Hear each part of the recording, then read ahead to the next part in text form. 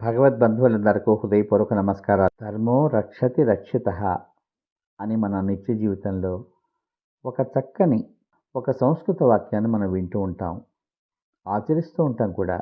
మన ధర్మాన్ని కనుక మనం నిర్వర్తిస్తే ఆ ధర్మమే మనని ఎల్లప్పుడూ కాపాడుతుంది అన్నది ఆ వాక్యానికి అర్థం.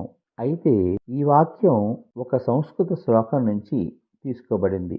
కేవలం ఈ వాక్యమే కాదు, ఇలాంటి కొన్ని వాక్యాలను మనం చదువుకునే పుస్తకాల్లోనూ మన నిత్య జీవితంలోనూ మనకి తారసపడుతూ ఉంటాయి. అందువల్ల వాటిలో మనం తరచుగా వినేటువంటి మూలవాక్యాలను తెలుసుకుని ఆ మూలవాక్యాలు ఉన్నటువంటి శ్లోకము, దాని యొక్క భావము, ఈ రెండింటిని కేవలం 3-4 నిమిషాల్లో తెలుసుకుందాం. అందులో భాగంగా ఈరోజు మొట్టమొదట ధర్మో రక్షతి రక్షితః అనే మొదటి సంస్కృత వాక్యం గల శ్లోకాన్ని, దాని యొక్క భావాన్ని తెలుసుకుందాం. ధర్మో రక్షతి రక్షితః. ఈ వాక్యం గల సంస్కృత శ్లోకం మీకోసం. ధర్మ ఏవో హతో హంతి, ధర్మో రక్షతి రక్షితః, తస్మాద్ధర్మో న హంతవ్యో, మానో ధర్మో హ్రతో వ్రధీత్.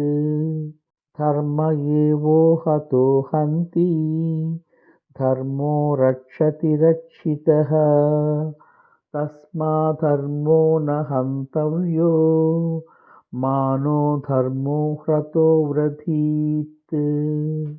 ధర్మ ఏవో హతో హంతి, ధర్మో రక్షతి రక్షితః, తస్మాద్ధర్మో న హంతవ్యో, మానో ధర్మో హ్రతో వ్రధీత్.